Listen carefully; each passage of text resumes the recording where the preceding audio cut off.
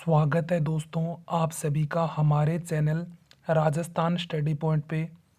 तो दोस्तों कल हमने एक एमसीक्यू सीरीज चलाई थी जो आरपीएससी ग्रेड सेकंड के लिए काफ़ी महत्वपूर्ण रहेगी, क्योंकि प्रथम प्रश्न पत्र का कंप्लीट कोर्स आपको वस्तुनिष्ठ प्रकार से करवाया जाएगा। और यह क्लास रीट एलडीसी और ईओआरओ और सेट जो दोनों लेवल ग्रेजुएशन लेवल और ट्वेल्थ लेवल के लिए काफ़ी फ़ायदेमंद रहेगी। मैं आपसे एक ही रिक्वेस्ट करता हूँ कि यह क्लास आप ज़रूर लें। तो आज की क्लास 2 है हमारी। क्लास 1 का वीडियो डाल दिया गया है, आप यूट्यूब पर जाके देख सकते हैं। आज हम राजस्थान के भौतिक प्रदेश के महत्वपूर्ण प्रश्नोत्तरी के बारे में चर्चा करेंगे, तो संपूर्ण व्याख्या सहित करेंगे। तो आज का हमारा पहला प्रश्न है, राजस्थान के भौतिक प्रदेशों के संबंध में निम्नलिखित कथनों का परीक्षण कीजिए तथा नीचे दिए गए कूटों का प्रयोग कर सही उत्तर को चुनना है। कि भौतिक प्रदेश से संबंधित कुछ कथन दिए गए हैं। पहले हम कथनों को पढ़ लेते हैं। राज्य की 61.11% भू क्षेत्र पश्चिम रेतिल मैदान का विस्तार है। राज्य के 9% भू क्षेत्र पर अरावलीय पर्वतीय प्रदेश का विस्तार है। राज्य के 23% भू क्षेत्र पर पूर्वी मैदान का विस्तार है। और अंतिम पॉइंट है, राज्य के 6.89 भू क्षेत्र पर दक्षिण पूर्वी पठार का विस्तार है। सबसे पहले हम उत्तर की चर्चा करें तो ऑप्शन नंबर 3 इसका राइट आंसर होगा, क्योंकि चारों ऑप्शन एकदम राइट है। अब अगर हम देखें तो राजस्थान के भौतिक प्रदेश को 4 भागों के अंदर बांटा गया है, ये आप सब जानते हैं। इस साइड वाला तो है उत्तर पश्चिम मरुस्थलीय प्रदेश, और उसके बाद मध्यवर्ती अरावली प्रदेश, और ये कौन सा भाग है, दक्षिण पूर्वी पठारी प्रदेश, और ये मैदानी क्षेत्र। तो राजस्थान का भौतिक विभाजन किया तब राजस्थान को 4 भौतिक विभाजन में बांटा गया था। अब क्षेत्रफल की बात करें तो सबसे ज़्यादा क्षेत्रफल किसका है, पश्चिम मरुस्थल का, जो कितना है 61.11%। उसके बाद अरावली की बात करें तो अरावली में कितना परसेंट है, 9%। अगर हम मैदान की बात करें तो 23%, और हड़ौती के पठार की बात करें तो 6.89%। अब अगर हम ये क्षेत्रफल है, अब अगर हम जनसंख्या देखें तो मरुस्थल के अंदर कितनी परसेंट जनसंख्या पाई जाती है, 40%। वहीं अरावली की बात करें तो 10%, और मैदान के अंदर कितनी जनसंख्या है, 39% और वहीं हम बात करें तो हाड़ौती के पठार के अंदर कितनी है, 11%। अब अगर हम जिलों की बात करें तो मरुस्थल कितने जिलों के अंदर है विस्तृत, 12, और अरावली 13, और मैदान कितने जिलों के अंदर है, 10 जिले, और हड़ौती का पठार 7 जिलों के अंदर विस्तृत है। तो सभी पॉइंट एक साथ आपके क्लियर हो गए होंगे। सबसे पहले राजस्थान के भौतिक प्रदेश को 4 भागों के अंदर बांटा गया है, ये आप सबको पता होगा। सबसे पहले और सबसे ज़्यादा क्षेत्रफल किसका है, उत्तर पश्चिम मरुस्थल क्षेत्र का, तो कितना है 61.11%। और इसमें जनसंख्या कितनी है, 40%, और कितने जिलों के अंदर विस्तृत है, 12 जिलों के अंदर। वहीं दूसरा देखें तो मध्यवर्ती अरावली प्रदेश, जो इसका क्षेत्रफल कितना है, 9%, और इसके अंदर कितनी परसेंट जनसंख्या निवास करती है, 10%, और यह कितने जिलों के अंदर विस्तृत है, 13 जिलों के अंदर। अब हम बात करें पूर्वी मैदानी प्रदेश की, तो इसका क्षेत्रफल 23%, और जनसंख्या पूछे तो कितनी है, 39%, और यह कितने जिलों के अंदर विस्तृत है, 10 जिलों के अंदर। अब अगर हम बात करें दक्षिण पूर्वी पठारी प्रदेश या हड़ौती प्रदेश की, ये 6.89% है, और इसके अंदर जनसंख्या कितनी है, 11%, और जिलों की संख्या 7। अब अगर हम जलवायु की बात करें तो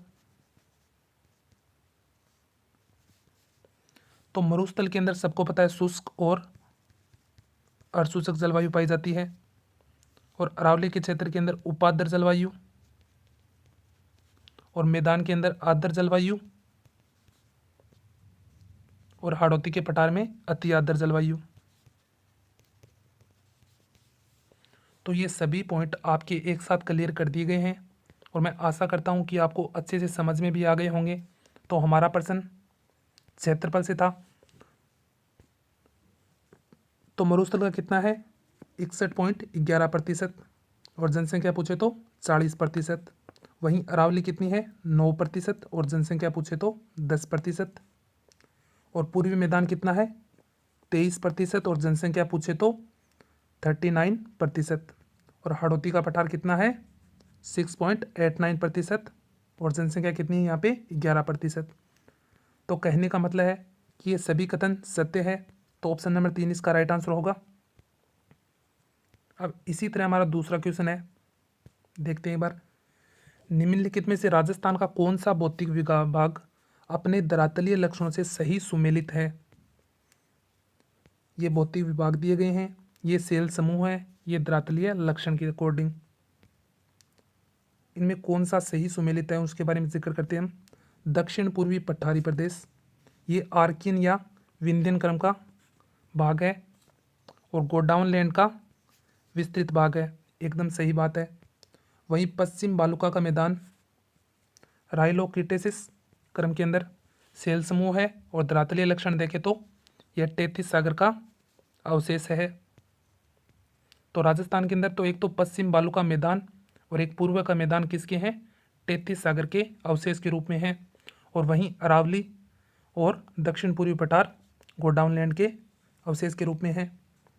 अगर हम बात करते हैं अरावली की, अरावली दिल्ली क्रम सेल समूह है, और लक्षण देखें तो यह प्राचीनतम वलित पर्वतमाला है अरावली। और पूर्वी मैदान यह दक्कन और लावा क्रम का सेल समूह है, बिल्कुल सही है। यह सिंधु निर्मित मैदान का भाग है। तो क्या पूर्व का मैदान सिंधु नदी से निर्मित का मैदान का भाग है? तो ये गलत हो जाता है, डी, और ए और बी और सी तीनों सही हो जाते हैं। तो इसका ऑप्शन नंबर सी राइट होगा, 1, 2 और 3। तो एक बार फिर से देख लीजिए। तो दक्षिण पूर्वी पठारी भाग है, इसके अंदर सेल समूह पूछे तो कौन सा है आर्कियन और विंध्यन क्रम, और ये किसका भाग है गोडाउन लैंड का विस्तृत भाग है हमारा दक्षिण पूर्वी पठारी प्रदेश। अब पश्चिम बालुका का मैदान है, इसके अंदर सेल समूह कौन सा है राइलो क्रिटेसिस क्रम है, और धरातलीय लक्षण देखें तो यह 33 सागर का अवशेष रूप है। वहीं अगर हम अरावली की बात करें तो अरावली प्राचीनतम वलित पर्वतमाला है, और सेल समूह देखें तो अरावली और दिल्ली का क्रम है। पूर्वी मैदान की बात करें तो यह दक्कन और लावा का क्रम है, ये तो एकदम सही कथन है सेल समूह के अंदर। पर इसके लक्षण की बात करें तो यह सिंधु नदी निर्मित का मैदान का भाग नहीं है। अगर यहाँ पे माही बनास या चंबल कुछ भी होता तो सही होता। तो 1, 2, 3 बिल्कुल सही है, डी गलत हो गया। तो इसका right answer option number C. तो अगर हम इन चारों भागों के निर्माण काल के अंदर भी देखें तो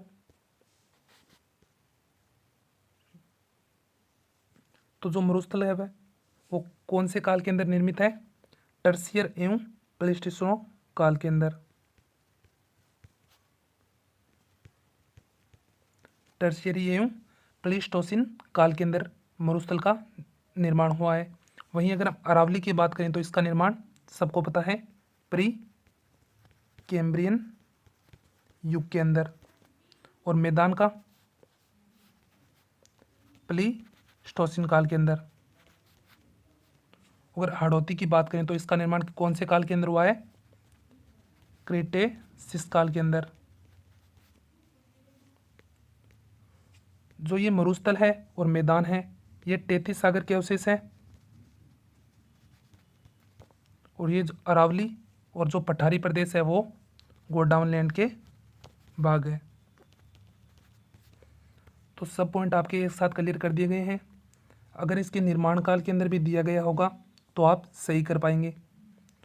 तो दक्षिण पूर्वी पठार के अंदर निर्माण काल दिया हुआ तो कौन से काल के अंदर निर्मित है क्रेटेसिस काल के अंदर, और पश्चिम बालुका का मैदान टर्शियर एवं प्लेस्टोसिन काल के अंदर निर्मित है, और अरावली प्री कैम्बियन युग के अंदर, और मैदान प्लीस्टोसिन काल के अंदर निर्मित है।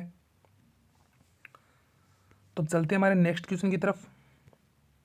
ये अच्छा क्वेश्चन है। राजस्थान में ड्यून मुक्त ट्रैक्ट, जिसे हम बोलते हैं टिब्बा मुक्त पथ, पाया जाता है। तो ये किन जिलों के अंदर विस्तृत है? इसका नाम आप जरूर याद रखें। ड्यून मुक्त ट्रैक्ट को क्या कहते हैं? टिब्बा मुक्त पथ। तो सबसे पहले हम आंसर की बात करें तो इसका राइट आंसर होगा बीकानेर, जैसलमेर, और जैसलमेर के फलोदी और पोखरण। तो ऑप्शन नंबर 4 इसका राइट आंसर हो गया। तो अगर हम ऑप्शन नंबर 1 पे चर्चा करें तो पाली, जालौर, जोधपुर और नागौर, ये किसका भाग है? यह लूनी बेसिन का भाग है। और लूनी बेसिन का एक अन्य नाम है गोडवाड़ बेसिन। और वहीं हम चूरू, सीकर, झुंझुनू और नागौर की बात करें तो ये शेखावाटी प्रदेश का भाग है। और गंगानगर और हनुमानगढ़ घग्गर बेसिन के अंदर।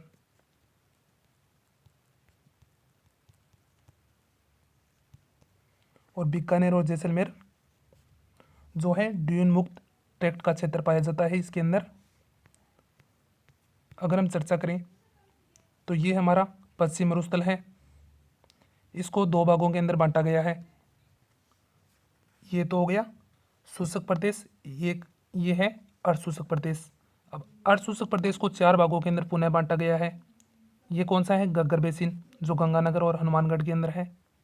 और ये शेखावाटी बेसिन, जो चूरू, सीकर, झुंझुनू और नागौर के अंदर है।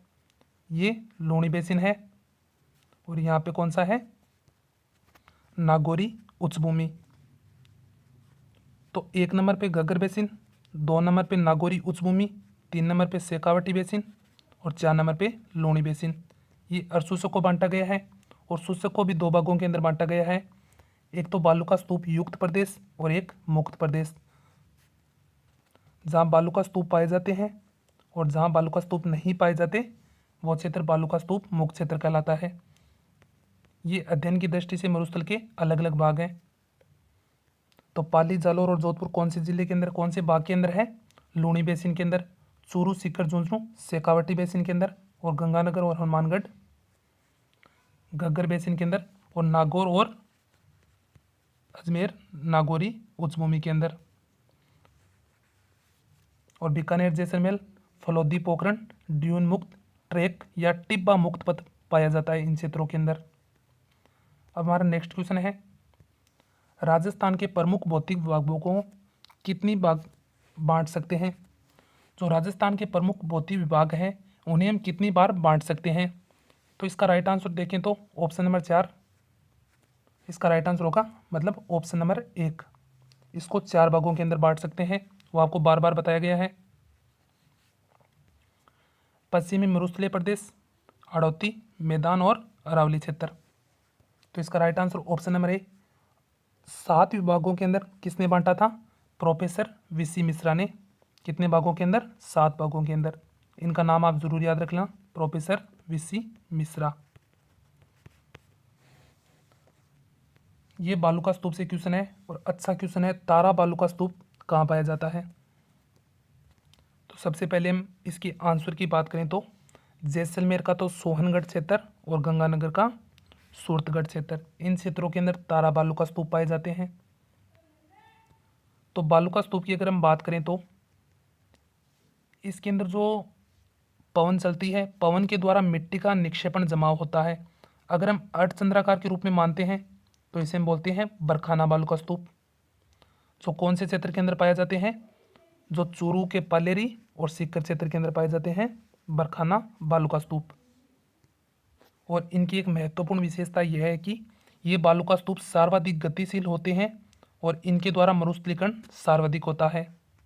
तो बरखाना कहाँ पाए जाते हैं? चूरू के पालेरी और सीकर क्षेत्र के अंदर। वहीं अगर देखें तो पवन के द्वारा मिट्टी का निक्षेपण तारानुमा बालू का स्तूप के अकॉर्डिंग हो तो उसे तारा बालू का स्तूप कहते हैं। तो ये कहाँ पाया जाता है? जैसलमेर के सोहनगढ़ और गंगानगर के सूरतगढ़ क्षेत्र के अंदर। जो हाल ही परीक्षा के अंदर पूछा भी गया है कि तारा बालू का स्तूप कहाँ पाया जाता है। और बाड़मेर और जोधपुर के अंदर कौन से बालू का स्तूप है? यहाँ पे पाए जाते हैं अनुप्रस्थ बालू का स्तूप। जो मिट्टी का जमाव है वो समकोण होता है, वहाँ अनुप्रस्थ बालू का स्तूप पाया जाता है। तो कहाँ पे होता है? बाड़मेर और जोधपुर के अंदर। वहीं हम जैसलमेर और जोधपुर की बात करें तो यहाँ पाए जाते हैं अनुदैर्ध्य बालू का स्तूप। जो मिट्टी का जमाव होता है वो पवन की दिशा के अकॉर्डिंग होता है। तो तारा बालू का स्तूप कहाँ पाए जाते हैं? जैसलमेर के सोहनगढ़ और गंगानगर के सूरतगढ़ क्षेत्र के अंदर। अब चूरू के पालेरी और सीकर के अंदर कौन से बालू का स्तूप पाए जाते हैं? बरखाना बालू का स्तूप है, जो सर्वाधिक गतिशील बालू का स्तूप है और सबसे ज़्यादा मरुस्थलीकरण इन्हीं बालू का स्तूपों के द्वारा किया जाता है। और बाड़मेर और जोधपुर के अंदर अनुप्रस्थ बालू का स्तूप और जैसलमेर और जोधपुर के अंदर अनुदैर्ध्य बालू का स्तूप पाए जाते हैं। ये आपको पहले भी पढ़ाया जा चुका है। पश्चिम राजस्थान के दौरान रेतीले मैदान कितना प्रतिशत क्षेत्र बालू का स्तूप मुक्त है? तो कौन सा पूछा है? बालू का स्तूप मुक्त। कि जो शुष्क मरुस्थल है जहाँ पे पथरीला मरुस्थल पाया जाता है, जो बालू के स्तूप नहीं पाए जाते, जो कौन से क्षेत्र हैं? जैसलमेर और बाड़मेर के अंदर। अब इसके अंदर प्रतिशत पूछा है, तो बालू का स्तूप मुक्त कितने प्रतिशत है? 41.5%। तो ऑप्शन नंबर ए इसका राइट आंसर होगा। अब सभी आंकड़ों के अगर हम देखें तो 41.5 तो क्या है? बालू का स्तूप मुक्त क्षेत्र है, और 58.5 बालू का स्तूप युक्त क्षेत्र, और 61.11 संपूर्ण पश्चिम मरुस्थल का क्षेत्रफल है, और 40% यहाँ जनसंख्या निवास करती है। तो सभी आंकड़े एक साथ क्लियर हो गए होंगे आपको। और मैं वहीं आपसे जिलों की संख्या पूछ लूँ तो पश्चिम मरुस्थल के अंदर कितने जिले पाए जाते हैं? 12 जिले। हमारा नेक्स्ट क्वेश्चन है, ये अच्छा क्वेश्चन है, परीक्षा के अंदर आने की पूरी संभावना रहेगी, कि शेखावाटी में पाए जाने वाले तालाबों को क्या कहते हैं? तो इसका राइट आंसर तो देखते हैं हम सबसे पहले। तो ऑप्शन नंबर बी इसका राइट आंसर होगा सर। जोहड़ किसको कहते हैं? कि शेखावाटी के अंदर पाए जाने वाले कच्चे कुएं को जोहड़ कहते हैं। तो ये 2 पॉइंट है, एक तो जोहड़ जो शेखावाटी में पाए जाने वाले कच्चे कुएं, और वहीं सर क्या है? शेखावाटी में पाए जाने वाले तालाब। और बीड़ क्या है? एक तो बीड़ है और एक बीहड़ है। ये चंबल नदी के किनारे स्थित है, और बीड़ जो शेखावाटी के अंदर चरागाह भूमियां विस्तृत है उसे हम बोलते हैं बीड़। ये छोटे छोटे पॉइंट है, इन्हीं से क्वेश्चन बनने की पूरी संभावना रहती है। हमारा नेक्स्ट क्वेश्चन है, जीवाश्म उद्यान जिसे हम बोलते हैं आकलवुड फॉसिल पार्क भी, ये राजस्थान के कौन से जिले के अंदर स्थित है? तो सबसे पहले अगर हम इसके राइट आंसर की बात करें तो ऑप्शन नंबर ए इसका राइट आंसर होगा। तो जैसलमेर में लकड़ी के जो प्राचीनतम अवशेष है, जो वर्तमान के अंदर पाषाण रूप में प्राप्त हो रहे हैं, और इनका निर्माण देखें तो जुरासिक काल, कहने का मतलब है कि 18 करोड़ वर्ष पूर्व का है। तो जीवाश्म उद्यान कहाँ पे है? जैसलमेर के अंदर। अब हम चलते हैं हमारे नेक्स्ट क्वेश्चन की तरफ। मरुस्थल में वह क्षेत्र जहाँ जल बेसिन पाए जाते हैं और उसके चारों ओर हरियाली विकसित हो जाती है, तो उस क्षेत्र को क्या कहते हैं? तो सबसे पहले हम उत्तर की बात करें तो ऑप्शन नंबर ए इसका राइट आंसर होगा, नकलिस्तान कहते हैं। कि मरुस्थल के अंदर जहाँ एक जल बेसिन पाया जाता है और उसके चारों ओर हरियाली विकसित हो जाती है, तो उस क्षेत्र को क्या कहते हैं? नकलिस्तान। अब हम चलते हैं नेबका क्या होता है। नेबका का मतलब हो गया कि मरुस्थल के अंदर जो छोटी छोटी झाड़ी पाई जाती है और उसके चारों ओर जो बालू का स्तूप बनते हैं, उन्हें हम नेबका या सब्र का पीस कहते हैं। वहीं हम रन और टाट की बात करें तो मरुस्थल के अंदर पाई जाने वाली लवणीय, दलदलीय और अनुपजाऊ भूमि होती है, उसे हम रन या टाट कहते हैं। जैसे अलग अलग रण हैं, चूरू के अंदर ताल छापर और परिहारी रण, जोधपुर के अंदर फलोदी और बाप रण, और जैसलमेर के अंदर कौन से रण हैं, बाकरी और पोखरण। और जोधपुर के अंदर आपको बता दिए गए हैं कौन से हैं, फलोदी और बापरन। और बाड़मेर के अंदर कौन सा है, थोबरन। तो रन या टाट किसे कहते हैं, जो मरुस्थल के अंदर पाई जाने वाली लवणीय, दलदलीय या अनुपजाऊ भूमि होती है उसे हम रन या टाट कहते हैं। और सीप क्या होता है, बरखाना एक प्रकार के बालू का स्तूप का ही प्रकार है। तो सीप की बात करें तो हम, यह सीप जो बरखाना बनता है, जो बरखाना की भुजा एक तरफ आगे की ओर चल जाती है, तो इसे हम सीप बालू का स्तूप कहते हैं। तो आपने दो पढ़ रखे होंगे, तो एक तो बरखाना, एक सीप। तो सीप कौन से बालू का स्तूप का प्रकार है, तो सीप तो है अनुदैर्ध्य बालू का स्तूप का प्रकार, वहीं बरखाना किसका है, अनुप्रस्थ बालू का स्तूप का प्रकार है। तो सीप क्या है, सीप एक बालू का स्तूप का प्रकार है। तो नेब का जो छोटी झाड़ियों के अंदर चारों ओर जो बालू का स्तूप बनते हैं उन्हें हम नेब का कहते हैं। रन और टाट किसे कहते हैं, कि मरुस्थलीय क्षेत्र के अंदर लवणीय, दलदलीय या अनुपजाऊ भूमि होती है उसे हम रन या टाट कहते हैं। और सीप क्या है, एक बालू का स्तूप का ही प्रकार है। अब हमारा नेक्स्ट क्वेश्चन है, राजस्थान की मरुस्थलीय बालू का प्रमुख स्रोत निम्न में से क्या है।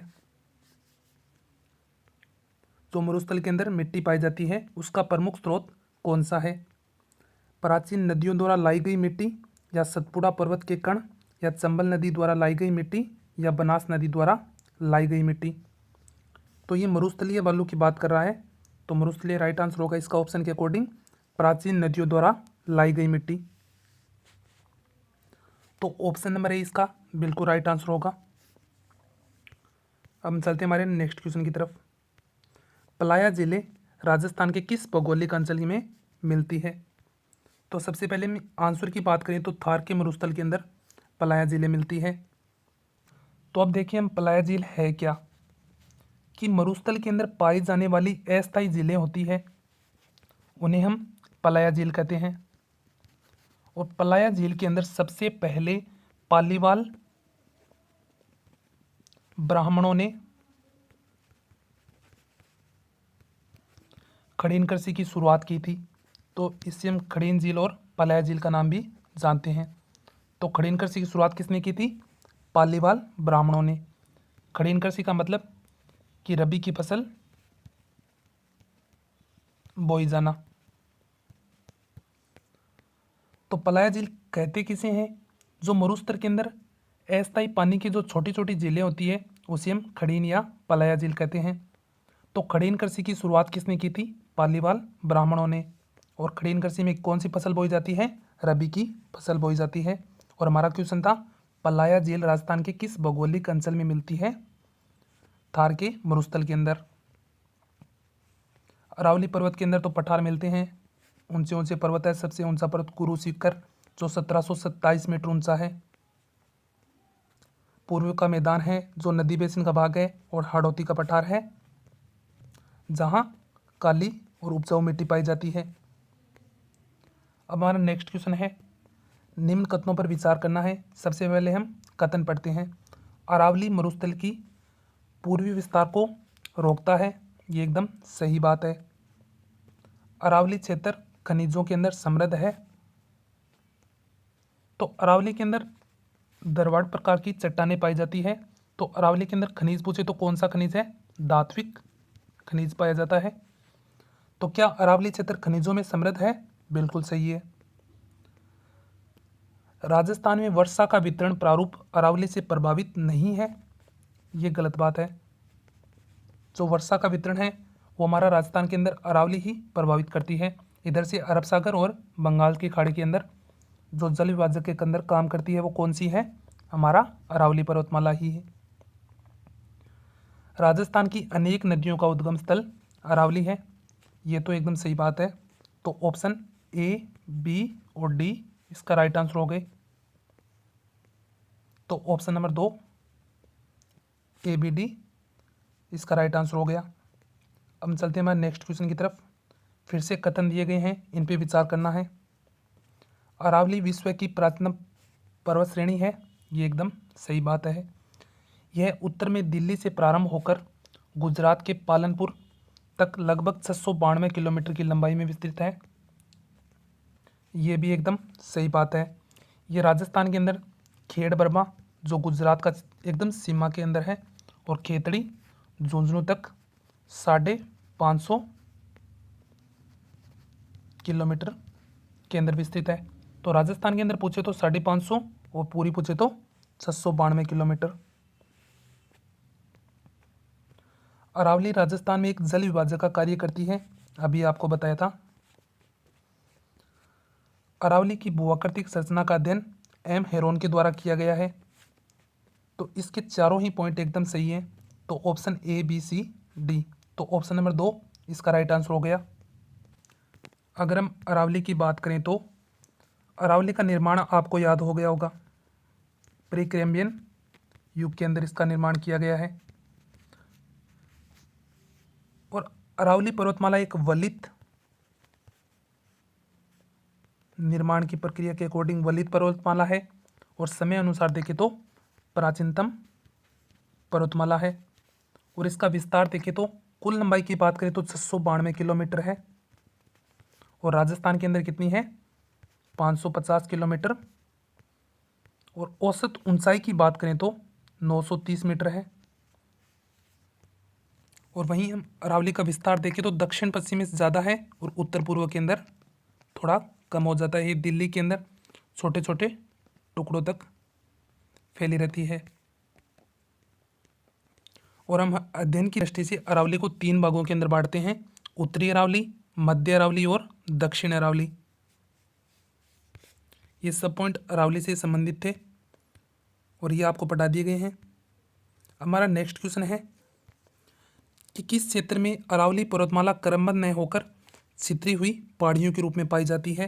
तो ये आपको अभी पढ़ाया गया है कि उत्तर के अंदर जो अरावली है उसमें पहाड़ियाँ एक साथ न होकर अलग अलग छितरी हुई पाई जाती है। तो इसका राइट आंसर होगा ऑप्शन नंबर 3 उत्तरी अरावली के अंदर। अब हम चलते हैं कि उत्तरी अरावली का सर्वोच्च शिखर कौन सा है। अगर अरावली का पूछे तो कौन सा है, गुरु शिखर है। ये पूछ रहे हैं उत्तरी अरावली का। तो सबसे पहले हम राइट आंसर की बात करें तो रघुनाथगढ़ जो 1055 मीटर ऊंचा है, यह उत्तरी अरावली का सबसे ऊंचा शिखर है। अब हम बात करते हैं टोडगढ़ की जो 934 मीटर जो मध्य अरावली का सर्वोच्च शिखर है। अब अगर हम बात करते हैं दक्षिण अरावली की तो दक्षिण अरावली का गुरु शिखर सबसे ऊंचा शिखर है और शेर कौन से अंदर है, दक्षिण अरावली के अंदर ही विद्यमान है, जो कितना मीटर ऊंचा है 1597 मीटर। तो क्वेश्चन था हमारा उत्तरी अरावली का सर्वोच्च शिखर कौन सा है, रघुनाथगढ़ जो 1055 मीटर ऊंचा है। तो ऑप्शन नंबर ए इसका राइट आंसर हो गया। अगर आपसे मध्य अरावली पूछे भी तो आप सही आंसर दे पाएंगे, तो टोडगढ़ है। और दक्षिण अरावली का कौन सा शिखर है, गुरु शिखर। अगर हम एक बार चर्चा करते हैं अरावली के तीनों भागों के बारे में। ये उत्तरी अरावली है जो झुंझुनू और जयपुर के मध्य अरावली का भाग है। तो जयपुर और झुंझुनू के मध्य जो अरावली का भाग है उसे हम क्या बोलते हैं, उत्तरी अरावली। और इसकी सर्वोच्च चोटी है रघुनाथगढ़ जो आपको बता दी गई है, जो कहाँ पे है, सीकर के अंदर 1055 मीटर ऊंची। वहीं हम बात करते हैं मध्य अरावली की। तो मध्य अरावली जयपुर और राजसमंद के बीच फैली हुई है और इसकी सबसे ऊंची चोटी कौन सी है, टोडगढ़ जो कहाँ पे है, अजमेर के अंदर। और ऊंचाई की बात करें तो 934 मीटर ऊंची है। वहीं हम दक्षिण अरावली की बात करें तो राजसमंद और सिरोही के अंदर जो अरावली का भाग है उसे हम दक्षिण अरावली कहते हैं। और इसकी सर्वोच्च शिखर पूछे तो गुरु शिखर। और गुरु शिखर को कर्नल जेम्स टॉड ने हिंदू ओलंपस कहा था और इसकी ऊंचाई पूछे तो 1727 मीटर और कहीं कहीं आपको 1722 मीटर भी मिलेगी। तो ये अरावली के संपूर्ण 3 भाग थे और मैं आशा करता हूँ कि आपको अच्छे से समझ में आ गए होंगे। अब हम चलते हैं राजस्थान का सबसे ऊंचा पठार कौन सा है, ये अगला क्वेश्चन है हमारा। तो इसका राइट आंसर अगर हम देखें तो उड़िया का पठार है जो सिरोही के अंदर स्थित है। ये राजस्थान का सबसे ऊंचा पठार है जो कितना है 1360 मीटर। जो आबू पर्वत है ये दक्षिण अरावली के अंदर सिरोही जिले के अंदर स्थित है। यह कितना मीटर है 1200 मीटर। अब जो बोराट का पठार है ये काफ़ी इंपॉर्टेंट है और बार बार परीक्षा के अंदर पूछा भी जा रहा है कि बोराट का पठार कहाँ से कहाँ तक है उदयपुर और राजसमंद के अंदर। और उदयपुर और राजसमंद नहीं दिया हुआ मिले तो उदयपुर की तो गोगुंदा पहाड़ी और राजसमंद की कुंभलगढ़ पहाड़ी के मंदिर जो पठार है उसे हम बोलते हैं बोराट का पठार। यह राजस्थान का दूसरा सबसे ऊंचा पठार है। तो इसकी ऊंचाई कितनी है 1225 मीटर। और नेक्स्ट ऑप्शन है हमारा कि बोमट का पठार, यह उदयपुर और डूंगरपुर के अंदर स्थित है। तो बोमट का पठार तो कहाँ पे है उदयपुर और डूंगरपुर के मध्य। और बोराट का पठार कहाँ पे है उदयपुर की तो गोगुंदा और राजसमंद के कुंभलगढ़ के बीच के अंदर जो फैला हुआ भाग है पठारी उसे हम बोराट का पठार बोलते हैं। और राजस्थान का सबसे ऊंचा पठार है उड़िया का पठार सिरोही के अंदर जो 1360 मीटर ऊंचा है। हमारा नेक्स्ट क्वेश्चन है अरावली पर्वत श्रेणी में निम्नलिखित शिखरों में से कौन सा निम्नतम शिखर है, कि जो एकदम छोटा शिखर पूछा है इनमें से कौन सा है। तो मैं सबसे पहले आपको आंसर के बारे में चर्चा करूं तो इसका ऑप्शन नंबर 3 राइट है। जयगढ़ और नारगढ़ और बरवाड़ा और बेराट ये अरावली के सबसे निम्नतम शिखर हैं। अब अगर हम सब पे चर्चा करें तो सबसे पहले हम सायरा की बात करते हैं। तो सायरा है कहाँ पे उदयपुर के अंदर। तो इसकी ऊंचाई कितनी है 900 मीटर। और वहीं हम बात करते हैं खो की, ये कहाँ पे है जयपुर के अंदर और इसकी ऊंचाई पूछे तो 920 मीटर है। और कमलनाथ कहाँ पे है उदयपुर के अंदर और इसकी ऊंचाई है 1001 मीटर। और सज्जनगढ़ भी उदयपुर के अंदर और इसकी ऊंचाई कितनी है 938 मीटर।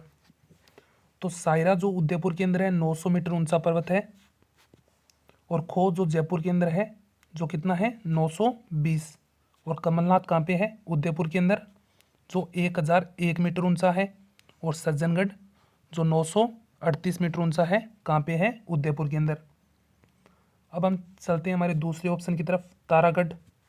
तो तारागढ़ कितना है 873 मीटर। और तारागढ़ है कहाँ पे अजमेर के अंदर, आप सबको पता है।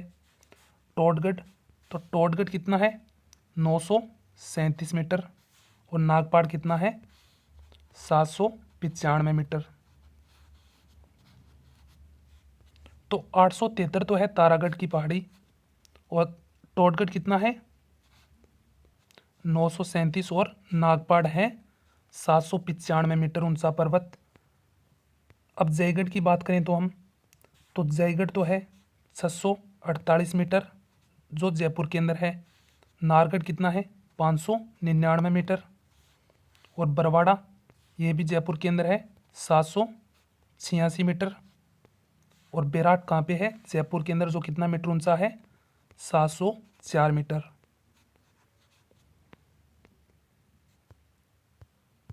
आपने लिख लिए होंगे, मैंने एक बार ऑप्शन नंबर 4 के बारे में जिक्र कर लेता हूँ। तो इसराना बाकर जो कहाँ पे है जालौर के अंदर है और इसकी ऊंचाई पूछे तो 839 मीटर। और गुरु शिखर अरावली का सर्वोच्च शिखर है जो 1722 सिरोही के अंदर विस्तृत है। शेर जो अरावली का दूसरा सबसे ऊंचा शिखर है और इसकी ऊंचाई पूछे तो कितनी है 1597 मीटर। तो ये सभी ऑप्शन आपके एक साथ क्लियर कर दिए गए हैं। तो अरावली का सबसे नीचा शिखर पूछा है तो कौन सा है जयगढ़ जो 648 मीटर, और नाहरगढ़ जो 599 मीटर, और बरवाड़ा जो 786 मीटर, और बेराट जो 704 मीटर पर्वत श्रृंखला है, जो अरावली की सबसे निम्नतम पर्वत श्रृंखला है। अब हमारा नेक्स्ट क्वेश्चन है कि चौथ का बरवाड़ा कहाँ स्थित है। तो इसका आपने सीसा जस्ता भंडारण के अंदर भी नाम सुना होगा। चौथ का बरवाड़ा के अंदर सबसे ज़्यादा है, और चौथ माता का मंदिर भी इसी के अंदर है। तो चौथ का बरवाड़ा कहाँ पे है? सवाई माधोपुर के अंदर। अगर हम ऑप्शन नंबर 2 के अंदर चर्चा करें तो सुंडा पर्वत है, इसके अंदर फर्स्ट रोपवे जो 2006 के अंदर स्टार्ट किया गया। और सुंडा पर्वत एक और के लिए जाना जाता है क्योंकि सुंडा पर्वत बालू संरक्षित क्षेत्र है। और सुंडा पर्वत है कहाँ पे? जालौर के अंदर। और ऑप्शन नंबर 3 है मछाला मगरा। यहाँ पे सेकंड रोपवे जो 2008 के अंदर, और फर्स्ट रोपवे तो सुंडा पर्वत पे है 2006 के अंदर। और मछाला मगरा है कहाँ पे? उदयपुर के अंदर। और सुंडा पर्वत जालौर के अंदर। और चौथ का बरवाड़ा कहाँ पे स्थित है? सवाई माधोपुर के अंदर। अब हमारा नेक्स्ट क्वेश्चन देखते हैं। एम हेरोन के अनुसार अरावली का निर्माण देहली महासमूह से हुआ है, जिसमें कौन से समूह शामिल है? अगर हम देखें तो अलवर समूह है, जी हाँ इसके अंदर शामिल है। अजबगढ़ समूह भी है, रायलो समूह भी है। तो इसका कहने का मतलब है ऑप्शन नंबर 4 उपरोक्त सभी समूह अरावली देहली महासमूह के अंदर सम्मिलित हैं। और एम हेरोन को आप जानते ही हो कि इन्होंने अरावली की भूआकृतिक है ना, भूआकृतिक संरचना का अध्ययन किया था। तो अरावली की भूआकृतिक संरचना का अध्ययन किसने किया था? एम हेरोन के द्वारा अरावली की भूआकृतिक संरचना का अध्ययन किया गया है। अब हमारा नेक्स्ट क्वेश्चन है कि राजस्थान की निम्न पर्वत चोटियों को ऊंचाई के बढ़ते क्रम में व्यवस्थित करना है। तो ये 4 चोटियां हैं जिसकी ऊंचाई मैंने लिख दी है। तारागढ़ कितने मीटर ऊंचा है? 873। और उसके बाद 1224 कुंभलगढ़। और अचलगढ़ कितना है? 1380। और गुरु शिखर कितना है? 1722। अब अगर हम इनको जचाएं तो सबसे पहले आएगा तारागढ़, और उसके बाद आएगा कुंभलगढ़, और उसके बाद आएगा अचलगढ़, और उसके बाद आएगा गुरु शिखर। तो ऑप्शन नंबर ए इसका राइट आंसर होगा। ये क्वेश्चन अच्छा है, बार बार परीक्षा के अंदर पूछा भी जा रहा है कि दक्षिण अरावली में छोटी तीर व ढाल एवं उबड़ खाबड़ पहाड़ियाँ क्या कहलाती है? तो इसका राइट आंसर की अगर हम चर्चा करें तो बाकर इसका राइट आंसर होगा, जो सिरोही के अंदर स्थित है, जो दक्षिण अरावली में छोटी तीर व ढाल एवं उबड़ खाबड़ पहाड़ियाँ यहाँ स्थित है। तो इसका राइट आंसर बाकर। अगर हम बोराट की बात करें तो ये आपको बता दिया गया है कि बोराट का क्षेत्र उदयपुर की तो गोगुंदा पहाड़ी और राजसमंद के कुंभलगढ़ पहाड़ी के अंदर जो मध्य स्थित पठार है उसे हम बोराट का पठार कहते हैं। और बोमट का पठार उदयपुर और डूंगरपुर के मध्य जो पठार है उसे हम बोमट का पठार कहते हैं। और गिरवा, तो गिरवा है कहाँ पे? उदयपुर के अंदर। और गिरवा का अर्थ क्या होता है? पर्वतों की मेखला, पर्वतों की मेखला। अब गिरवा की पहाड़ी पूछे तो कहाँ पे है? उदयपुर के अंदर। बोराट गोगुंदा और कुंभलगढ़ के बीच के अंदर जो पठार है उसे हम बोराट का पठार बोलते हैं। और बोमट उदयपुर और डूंगरपुर के अंदर। और दक्षिण अरावली में छोटी तीर व ढाल उबड़ खाबड़ पहाड़ियों को क्या बोलते हैं? बाकर। हमारा नेक्स्ट क्वेश्चन है, मेरवाड़ा पहाड़ियाँ निम्नलिखित में से भौतिक उप इकाइयों में से किसका उप विभाजन है? तो अगर हम इसके राइट आंसर की बात करें तो मध्य अरावली श्रेणी की। तो इसका right answer option number B.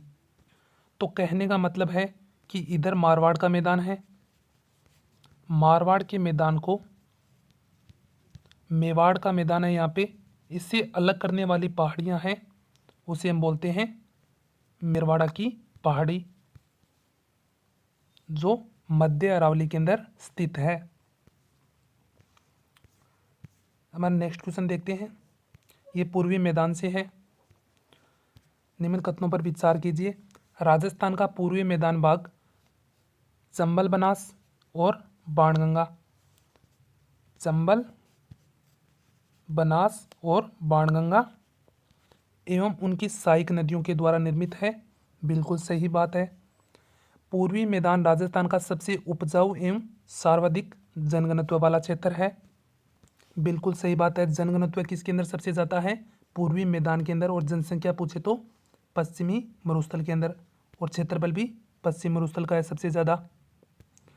पूर्वी मैदान में बनास बेसिन, माही बेसिन एवं चंबल बेसिन को शामिल किया जाता है। बिल्कुल सही बात है। बांसवाड़ा एवं प्रतापगढ़ के मध्य का भाग छप्पन का मैदान कहलाता है। तो ये भी सही है, कि कहने का मतलब ये चारों कथन एकदम सही है। तो इसका right answer option number 3 ABCD। तो अगर हम चर्चा करें पूर्व के मैदान के बारे में, तो पूर्व का मैदान नदियों के द्वारा जमा किए गए अवसादी मैदानों का ही भाग है। और इसका निर्माण देखें तो आपको बताया गया है प्लीस्टोसीन काल के अंदर इसका निर्माण हुआ है। और इसको अध्ययन की दृष्टि से हम 3 भागों के अंदर बांटते हैं, एक तो माही बेसिन और एक बनास बेसिन प्लस बाणगंगा, और तीसरा कौन सा है? चंबल बेसिन। इसकी चर्चा हम नेक्स्ट क्वेश्चन के अंदर करेंगे। हमारा नेक्स्ट क्वेश्चन है मालपुरा और करौली का मैदान किस बेसिन के अंदर आता है? तो मालपुरा और करौली का जो मैदान है वो पूर्वी मैदान के अंदर कौन से बेसिन के अंदर आता है? तो ऑप्शन नंबर बी इसका राइट आंसर होगा, बनास बेसिन के अंदर। जो बनास बेसिन का उत्तरी मैदान है वो मालपुरा या करौली का मैदान कहलाता है। अब हम चलते हैं कि बाणगंगा का मैदान किन जिलों के अंदर विस्तृत है। तो सबसे पहले हम बाणगंगा की बात करें तो ये जयपुर, दौसा और भरतपुर के अंदर स्थित है। अब अगर हम बात करें चित्तौड़गढ़, राजसमंद और भीलवाड़ा के अंदर, तो इनके अंदर कौन सा है? मेवाड़ का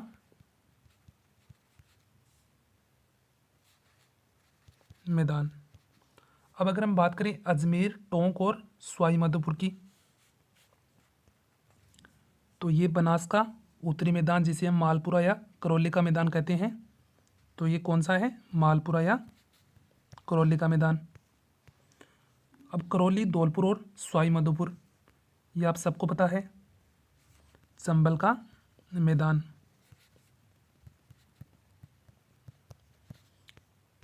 तो जयपुर, दौसा और भरतपुर के अंदर कौन सा मैदान है? बाणगंगा का मैदान। चित्तौड़गढ़, राजसमंद और भीलवाड़ा के अंदर मेवाड़ का मैदान। और अजमेर, टोंक और सवाई माधोपुर के अंदर मालपुरा का मैदान। और करौली, धौलपुर और सवाई माधोपुर के अंदर चंबल का मैदान विस्तृत है। अगर हम माही के मैदान की बात करें तो कौन सा? माही का मैदान, जो डूंगरपुर और बांसवाड़ा के अंदर विस्तृत है। और माही के मैदान के अंदर बांसवाड़ा और प्रतापगढ़ के अंदर जो 56 ग्रामों का समूह है इसे हम 56 का मैदान कहते हैं। तो 56 का मैदान कहाँ पे स्थित है? बांसवाड़ा और प्रतापगढ़ के अंदर। और मालपुरा और करौली का अजमेर, टोंक, सवाई माधोपुर के अंदर। और बाणगंगा का जयपुर, दौसा और भरतपुर के अंदर। अब हम चलते हैं हमारे नेक्स्ट क्वेश्चन की तरफ। अधिक अवनालिका अपरदन वाले जिले। तो अधिक अवनालिका अपरदन कौन सी नदी करती है? चंबल नदी। अगर हम जिले की बात करें तो धौलपुर, करौली, सवाई माधोपुर और कोटा, ये आपको अच्छे से पता होगा। हमारे नेक्स्ट क्वेश्चन पे चलते हैं। कथन पर दिए गए हैं जो दक्षिण पूर्वी पठार से संबंधित है कि दक्षिण पूर्वी पठारी प्रदेश मालवा पठार का विस्तार है। एकदम सही बात है। इसका विस्तार कोटा, बूंदी, झालावाड़ और बारां जिले के अंदर है। ये भी सही बात है। हाड़ौती को 2 मुख्य एवं 3 गौण भागों में विभाजित किया जाता है और इसका निर्माण टर्सियर एवं प्लेस्टोसीन काल के अंदर हुआ है। तो टर्शियरियम प्लेस्टोसीन काल के अंदर तो मरुस्थल का निर्माण हुआ था। तो फिर हाड़ौती का निर्माण किस काल के अंदर हुआ है, ये आपको बताया हुआ है। तो कौन से काल के अंदर?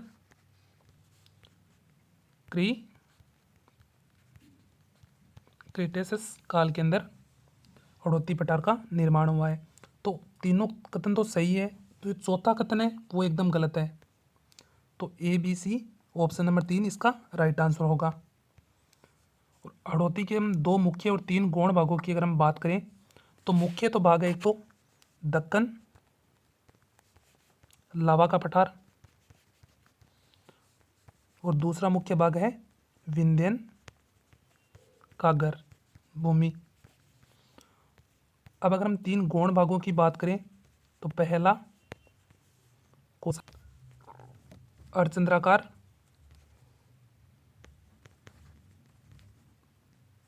पहाड़ी, वहीं दूसरा है शाहाबाद उच्चभूमि और तीसरा है डग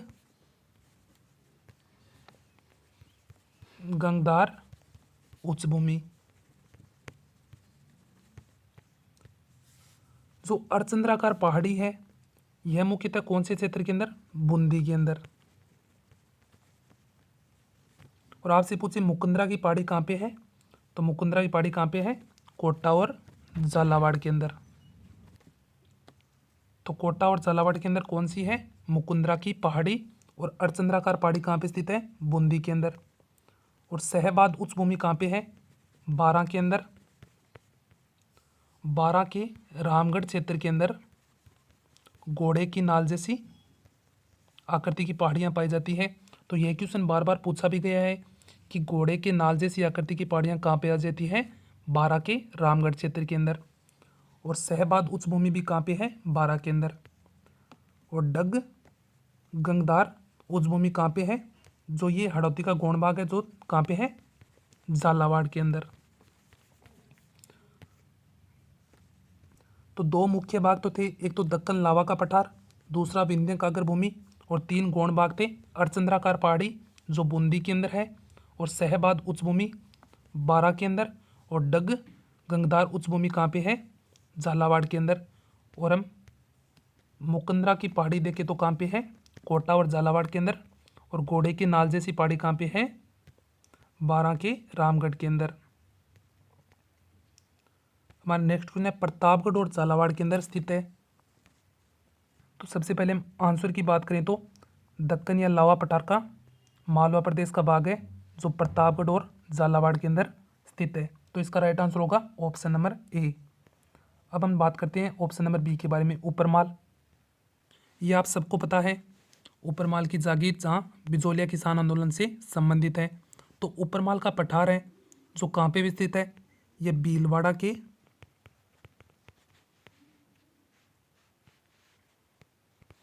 बिजोलिया क्षेत्र से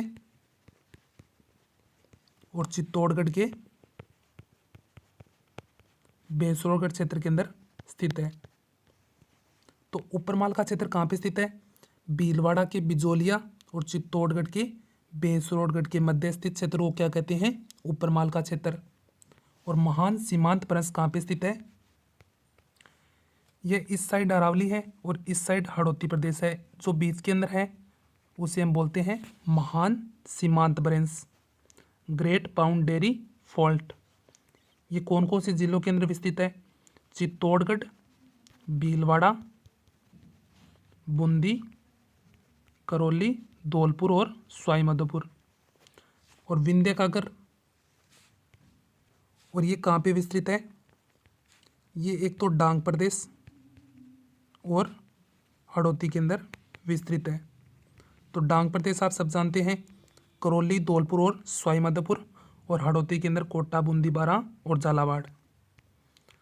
तो प्रतापगढ़ और झालावाड़ के अंदर स्थित पठार कौन सा है? दक्कन और लावा का पठार।